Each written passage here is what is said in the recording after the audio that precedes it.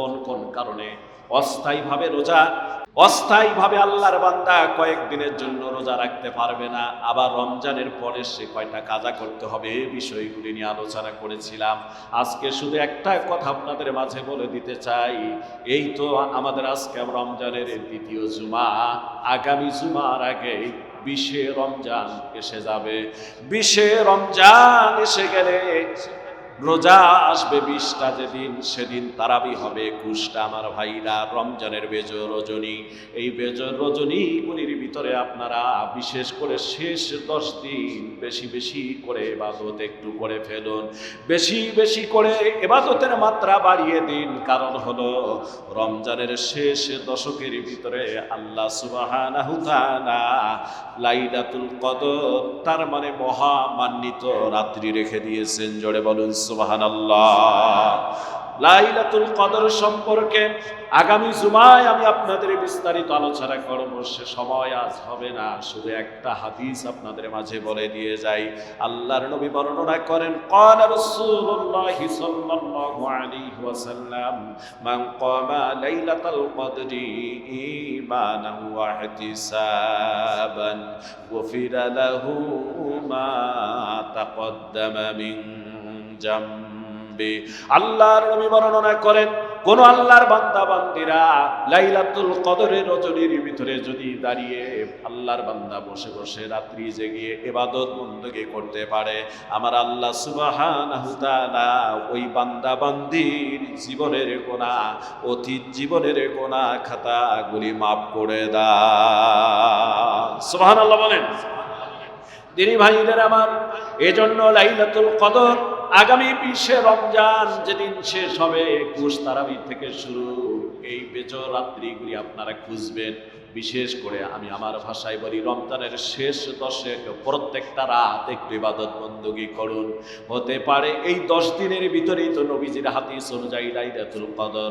আমার ভাইরা, যদি 10 দিনে 10 রাত্রিতেই কিছু করে ইবাদত বندگی করেন, তাহলে আপনার আমার ভাগ্যে লাইলাতুল কদর জুটে যাবে। যে রাত্রির ব্যাপারে আল্লাহ কোরআনে বললেন, খায়রুম মিন আলফি শাহর, আল্লাহ বলেন 1000 মাস হতে এই রাত্রিটা হলো অতি উত্তম। জোরে বলা যাবে কি সুবহানাল্লাহ। 1000 মাসের ব্যাখ্যা দিতে গিয়ে মুফাসসিরিন ইকরাম বললেন, এটা হচ্ছে 83 বছর প্লাস। আমার ভাইরা, আপনি আমি 83 বছর হায়াত নাও পেতে পারি, কিন্তু এক রাত ইবাদত বندگی করলে 83 বছর প্লাস ইবাদত বندگির বেশি সব আল্লাহ আমলনামায় দান করে দিবে। এজন্য আমার ভাইরা, বেশি বেশি করে ওই রাত্রির জন্য আমার ইবাদত বندگی করব। তার ভিতরেও খেয়াল রাখবো, এত গুরুত্বপূর্ণ রাত্রির ভিতরেও আল্লাহ সুবহানাহু তাআলা 2 ব্যক্তিকে ক্ষমা করবেন না। এক নাম্বার হলো যারা হিংসুক, শুধু হিংসায় ভরা, অন্যের ভালো দেখতে পারে না, এই ব্যক্তিকে আল্লাহ এই মহামান্বিত রাত পাওয়ার পর ক্ষমা করবে না। আর এক নাম্বার ব্যক্তি হলো যারা মুশরিক, শিরিক করে বসে, এই শিরিককারীকে আল্লাহ মাফ করবে না। এই জন্য হিংসা ছেড়ে দেই, আর শিরিক মুক্ত আল্লাহ জিন্দেগি করার তৌফিক দান করে দেখ, বলুন আমিন। দিনী ভাইরা আমার, আমাদের সাবেক এমপি, আমার ভাইরা সাবেক সংসদ সদস্য জনাব রুহুল আমিন সাহেব এখানে এসেছেন। উনি দাওয়াতে তাবলীগের মেহনতের ভিতরে এসেছেন, জামাত নিয়ে এসেছেন। আমার ভাইরা, যে যেটাই করি না কেন, এটাও ইসলামের একটা গুরুত্বপূর্ণ কাজ, এটাকে অস্বীকার করার মতো কারো সাহস নাই। এজন্য আমরাও এই রমজান মাসে সুযোগ পেলে 3 দিনের জন্য আল্লাহর রাস্তায় একটু বেরিয়ে পড়ে যাই। যদি 3 দিন বেরিয়ে পড়ে যাই রমজানে, আল্লাহ রব্বুল আলামিন আমার ভাইরা 1/70 সওয়াব দিয়ে দেন। আপনি 3 দিন আল্লাহ রাস্তায় বেরিয়ে পড়েছেন, তাহলে মনে রাখবেন এই 3 দিনকে 70 দিয়ে গুণন করলে যে পরিমাণ নেকি হয়, ওই পরিমাণ নেকি আল্লাহ বান্দার আমলনামায় দিয়ে দেন। আর এই কাজটা অত্যন্ত গুরুত্বপূর্ণ কাজ। নবীজি বর্ণনা করেন, قال رسول الله صلى الله عليه وسلم لا غدوة في سبيل الله أو روحة خير من الدنيا وما فيها أو كما قال عليه الصلاة والسلام। নবীজি বলেন, আল্লাহর দ্বীনের রাস্তায় যারা বেরিয়ে পড়েন দাওয়াতি কাজে, দ্বীন কায়েমের কাজে, জিহাদের ময়দানে অথবা দ্বীন কায়েমের জন্য দ্বীনের দাওয়াত নিয়ে বেরিয়ে পড়েন, এই ব্যক্তিটা আমার ভাইরা পৃথিবী এবং পৃথিবীটার ভিতরে যত কিছু আছে সব কিছু আল্লাহ রাস্তায় দান করলে যত নেকি আর সব পেবে, সব হইতো তার চেয়ে বেশি নেকি সব বান্দার আমলনামায় আল্লাহ দান করে দেন। দিনী ভাইদের আমার শুধুই কি তাই, আল্লাহ সুবহানাহু তাআলা কোরআনে কারীমের ভিতরে জানায় দিয়েছেন, আল্লাহ বলেন ইয়া আইয়ুহাল্লাযীনা আমানু আনফুসাকুম ওয়া আহলিকুম নারা।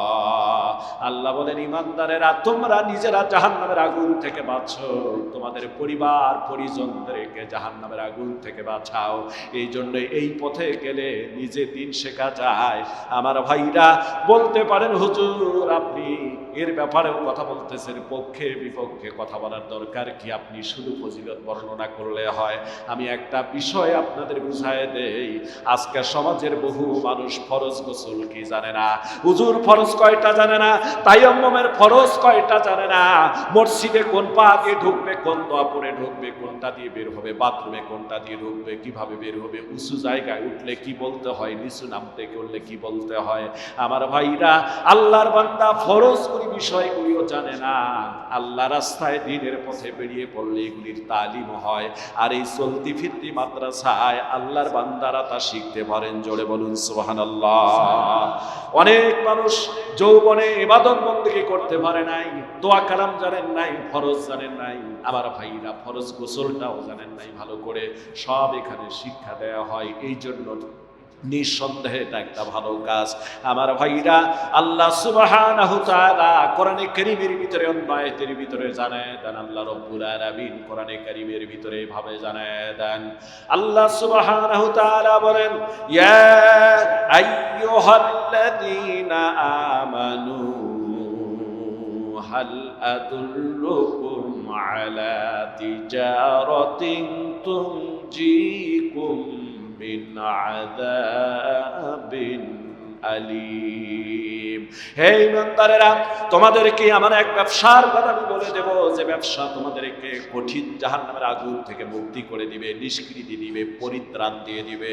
আল্লাহ নিজেই প্রশ্ন করার পর আল্লাহ উত্তর দিয়ে বলছেন তুমিনুনা বিল্লাহি ওয়া রাসূলিহি ওয়া তুজাহিদুনা ফি সাবিলিল্লাহি বিআমওয়ালিকুম ওয়া আনফুসিকুম যালিকুম খায়রুল লাকুম ইন কুনতুম তা'লামুন। আল্লাহ বলেন ব্যবসাটা হলো বান্দা তোমরা তোমাদের জান মাল নিয়ে আল্লাহ রাস্তায় জিহাদের ময়দানে বেরিয়ে পড়বে। বান্দা এটাই তোমাদের জন্য শ্রেষ্ঠ ব্যবসা। যদি তোমরা বোঝো, যদি তোমরা অনুধাবন করো। প্রশ্ন হলো আমার ভাইরা জিহাদ তো এখন তেমনটা নাই। হ্যাঁ জিহাদ নাই, কেমনে জিহাদ আছে? জিহাদ কয়েক প্রকার হয়। একটা হলো নিজের নফসের বিরুদ্ধে জিহাদ, নিজের নফসকে কিভাবে পরিত্রাণ করা যায়, আল্লাহর পথে কিভাবে নিয়ে আসা যায়। আমার ভাইরা কিভাবে নিজের জিন্দেগিটা কোরআন সুন্নাহ অনুযায়ী গঠন করা যায়, এইভাবে নফসের বিরুদ্ধে একটা জিহাদ করা। আর এই জিহাদের জন্য মাঝে মাঝে আল্লাহ রাস্তায় বেরিয়ে পড়ার দরকার। জোরে বলেন কথা ঠিক কিনা? আর একটা জিহাদ হলো আমার ভাইরা, যেমন ফেসিবাদ সরকার, ফেসিড সরকার গেল, তাদের যত অপকর্ম ছিল, যত সৌম্য শাসক, যত জালিম শাসক রয়েছে, জালেমদের বিরুদ্ধে জবান দিয়ে জিহাদ করা, অর্থ দিয়ে জিহাদ করা, তাদের বিরুদ্ধে প্রতিবাদ করা, বাতিলের বিরুদ্ধে লড়াই করে সংগ্রাম করা হচ্ছে একটা জিহাদ। জোরে বলা যাবে কি সুবহানাল্লাহ?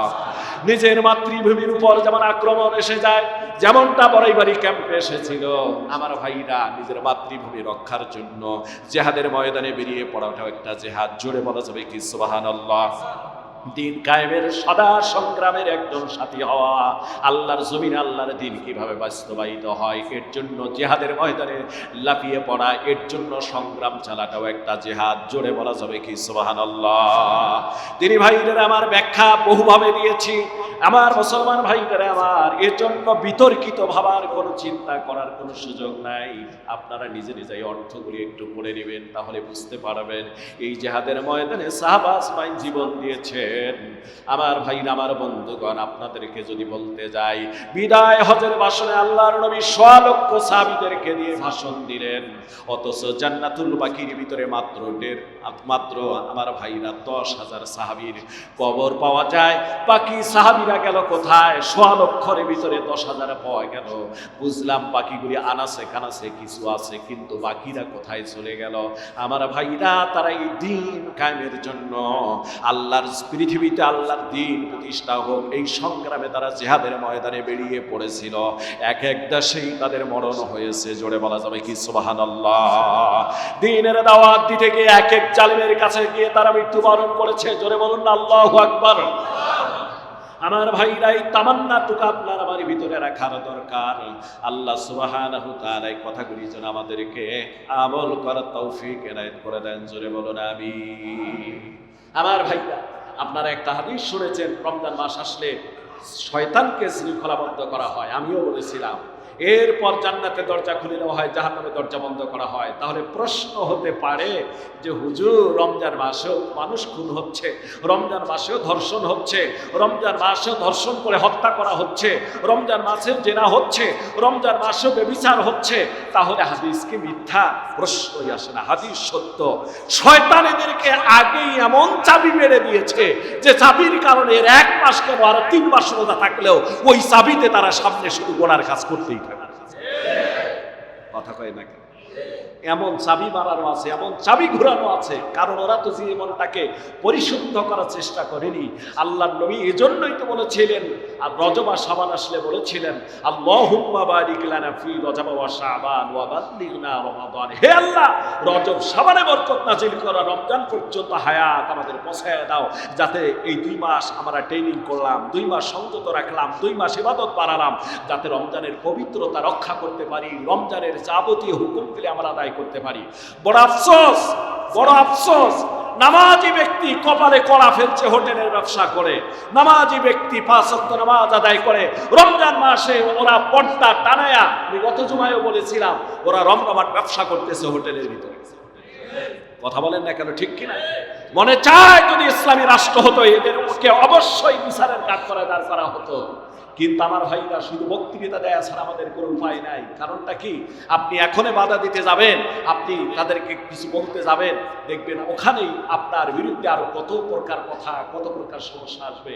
কিন্তু আসলেই যদি আমরা সবাই রমজানের পবিত্রতা রক্ষার জন্য যেভাবে রমজানের আগের দিন স্লোগান দিয়েছি, রমজান মাসে যদি কিছু মুসল্লি লাঠি সোটা নিয়ে বাজারগুলি রাউন্ড দেওয়া যেত, পর্দা একটাও থাকতো।